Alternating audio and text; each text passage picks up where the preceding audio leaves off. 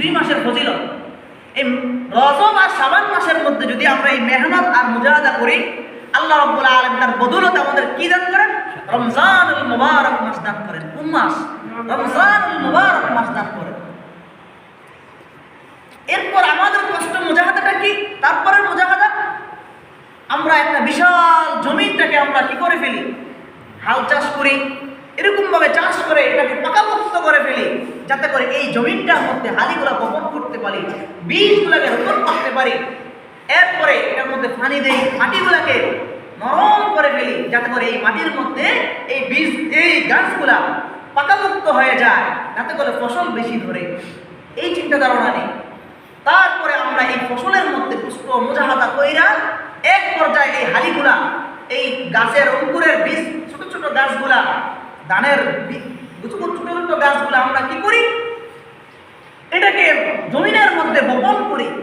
জমিনের মধ্যে যখন বপন করি, তারপর আমরা অপেক্ষায় থাকি 1 মাস, 2 মাস, 3 মাস, এরকম 90 দিনে আমরা বলি একটা ফসল পাকাপোক্ত হয়। কয় দিনে?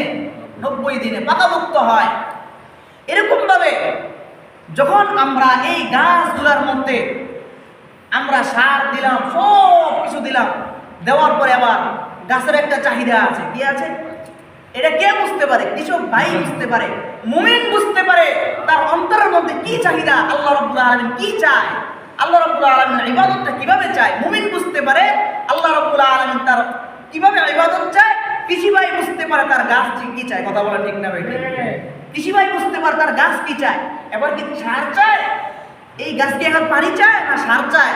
নাকি এই গাছ এবার এরকম ভাবে তার গাছের মধ্যে ঘাস বেশি হয়ে গিয়েছে, যাচাই বাছাই পরিষ্কার পরিচ্ছন্ন চায়? এটা কে বুঝতে পারে? কৃষি ভাই বুঝতে পারে। এক পর্যায়ে কি করতেছে? কৃষি ভাই তার ভরণ পোষণ সমস্ত কিছুগুলা পুঙ্খানুভাবে দিয়ে দিয়েছে। এবার কৃষকের মুখে হাসি, কৃষকের মুখে এবার হাসি। কিসের হাসি?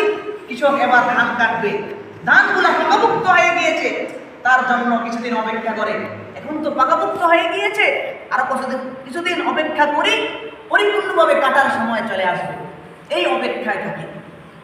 তখন এক পর্যায়ে আল্লাহ রাব্বুল আলামিন এই ফসল থেকে এখন যে কষ্ট মুজাহাদা করছে, তার বিনিময়ে আল্লাহ রাব্বুল আলামিন কি দেন? রব্বুল ইজ্জাত বলেন, আল্লাহ রাব্বুল আলামিন বলেন রাসূল আরবি সাল্লাল্লাহু আলাইহি ওয়াসাল্লামের মাধ্যমে, কোন বান্দা যখন কষ্ট মুজাহাদা করে একটা দান অঙ্কুর দুনিয়ার জমিনের মধ্যে বপন করে, একটা অঙ্কুর থেকে আমি রব্বুল আলামিন 7টা বীজ দান করি। বলেন না সুবহানাল্লাহ। 7টা শিকড় দান করি। কি দান করে? একটা গাছ থেকে 7টা শিকড় দান করে, 7টা শিকড় দান করি। আর বান্দার যখন কষ্ট মুজাহাদা হতেই থাকে 7টা বীজ দান করি, শিকড় দান করি। শুধু শিকড় দান করি ক্ষান্ত হই না, একটা শিকড়ের মধ্যে আমি রব্বুল আলামিন 100 করে বীজ দান করি।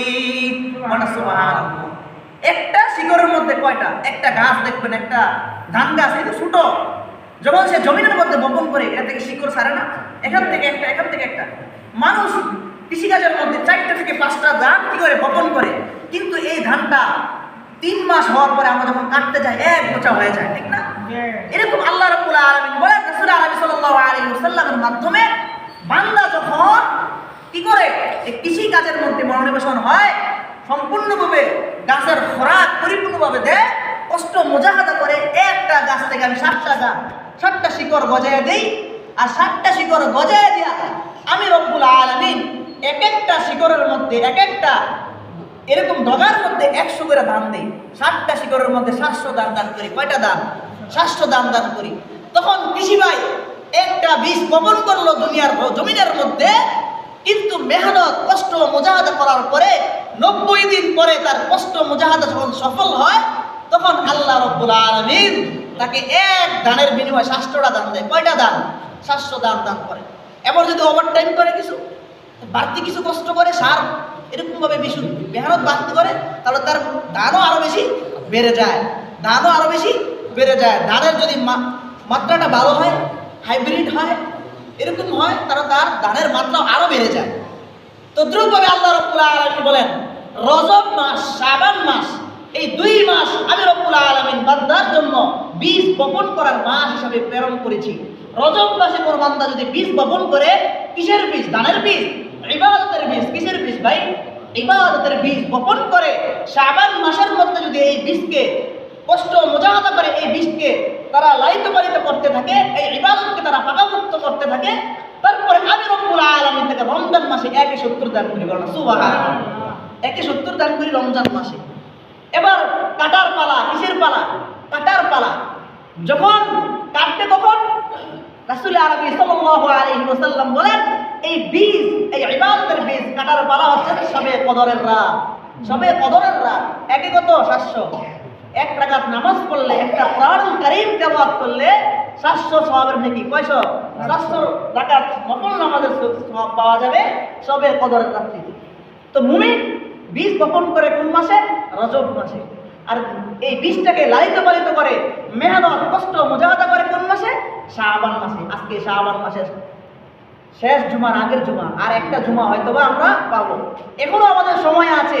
কৃষি ভাই যদি এমন মনে করে, হায়রে আমার তো জমিনটার মধ্যে বীজ বপন করার সময় চলে গিয়েছে, এবার যদি বীজ বপন করার সময় নাই, তার দরকার নাই, তাহলে সে ওই পুরা বছর না খেয়ে মারতে হবে। কথা বলে ঠিক না বেঠিক? সে যদি কষ্ট মুজাহাদা চালিয়ে দেয়, সময় চলে গেছে, তাতে কি আমি একটু দেরি করে আমার সব ফসলগুলো কাটবো, অন্য মানুষ যেভাবে কাটে তার থেকে একটু দেরি করে কাটবো, এরকম চিন্তা মুজাহাদা করে, তখন সে যদি মেহনত বাড়িয়ে দেয়, আল্লাহ রাব্বুল আলামিন তার ওই মেহনতকে কবুল করে নেয়। এবার যদি কেউ বলে রজব মাস চলে গেল, আমি তো বীজ বপন করতে পারলাম না, শাবান মাস চলে আসলো, এখন যদি বীজ বপন করে কি লাভ হবে, আমি তো রমজানের সওয়াব পাবো না। না না, আল্লাহ রাব্বুল আলামিন হচ্ছেন বান্দার যারা রহিম আর রহমান। আল্লাহ রাব্বুল আলামিন ইচ্ছা করলে এখন থেকেই কোনো ব্যক্তি যদি পাক্কা নিয়ত করে ফেলে, পাক্কা ইরাদা করে ফেলে, পাক্কা আল্লাহ তাআলার ইবাদতের মধ্যে মশগুল থাকা শুরু করে, আল্লাহ রাব্বুল আলামিন ওই রজব মাসে ইবাদত না করার জন্য যে সওয়াবটাকে ঘাটতি রেখেছেন, ওই মাসটাকেও আল্লাহ রাব্বুল আলামিন এই মাসের মধ্যে তওবা ইস্তিগফার করার দ্বারা ওই মাসটাকে আল্লাহ রাব্বুল আলামিন কবুল করে নেবেন। সুবহানাল্লাহ। কেননা আল্লাহ রাব্বুল আলামিন, আমি অনেক জুমার মধ্যে এটাই বলি, দুনিয়ার মানুষের নিসবত কি ভাই? অপরাধীদেরকে খুঁজে শাস্তি দেওয়ার জন্য, আর আল্লাহ রাব্বুল আলামিন অপরাধীদেরকে খুঁজে মাফ করার জন্য, অপরাধীদেরকে খুঁজে মাফ করার জন্য। এজন্য প্রিয় হাজিরিন, এখন থেকে আমরা ইরাদা করি, ইচ্ছা করি, সামনে রমজান মাস আসতেছে, কিভাবে আল্লাহ রাব্বুল আলামিনের দ্বীনকে, রাসূল আরবি সাল্লাল্লাহু আলাইহি ওয়াসাল্লামের আদর্শকে নিজের মধ্যে আদর্শবান হতে পারি, নিজের মধ্যে আঁকড়ে রাখতে পারি, এই চিন্তা ধারণা করি। তখন আমাদের মধ্যে আল্লাহ রাব্বুল আলামিন পরিবর্তন ঘটায় দিবেন। তখন রমজান মাসে ইবাদত করতে মজাই মজা, মজাই মজা, মজাই মজা। তখন শবে কদর রাত্রিতে, যখন শবে কদরের রাত্রি আসবে, তখন এই ফসল কাটার সময় আসবে, তখন অন্তরের মধ্যে কি থাকবে? মহব্বত থাকবে, মায়া থাকবে, দয়া থাকবে। হাইরে এত কষ্ট করে রজব মাস আমল করলাম, শাবান মাসে আমল করলাম, রমজান মাসটা পুরোটা আমল করলাম, এখন সবার কদর রাত্রি আসছে, এখন কাটার পালা, এই রাত্রে কিভাবে আমল না করি, এই রাত্রে কিভাবে আমল না করি? এরকম 3 মাস কষ্ট মুজাহাদা করলাম, ফসলগুলা হইলো, এখন মুরগি হাসে আমার ফসলগুলা খেয়ে ফেলতেছে, আমি কিভাবে এই ফসলের প্রতি গুরুত্ববান না হই, কিভাবে এই ফসলের প্রতি মেহনতি না হই? তখন তার অন্তরের মধ্যে এরকম মেহনত করার একটা চাহিদা জাগবে। কি জাগবে?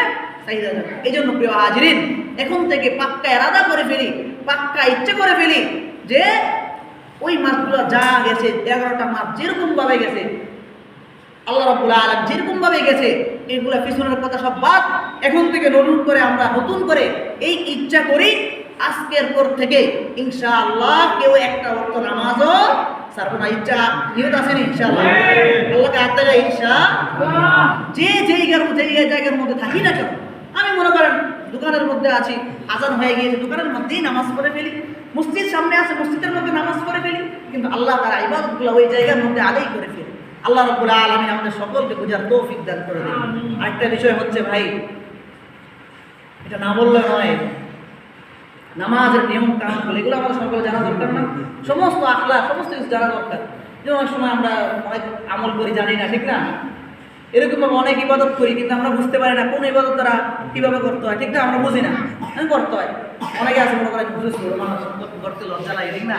লজ্জার অনেক বিষয় আছে না, মাসালা আছে না, এরকম আমার গোসল করা যায় কীভাবে, এরকম লজ্জার কারণ আছে না, এগুলোকে জিজ্ঞেস করা যায়। মহব্বতী মানুষ না হইলে তো আমি উজানি মাহফিলের মধ্যে ছিলাম, ভলেন্টিয়ার হিসাবে যেরকম ছিলাম, অনেক কিতাবাদি ঘাটছি। কিতাবাদি ঘাটার পরে একটা কিতাব আমার কাছে অনেক পছন্দ হয়েছে, কিতাবটা আমি নিয়ে আসছি।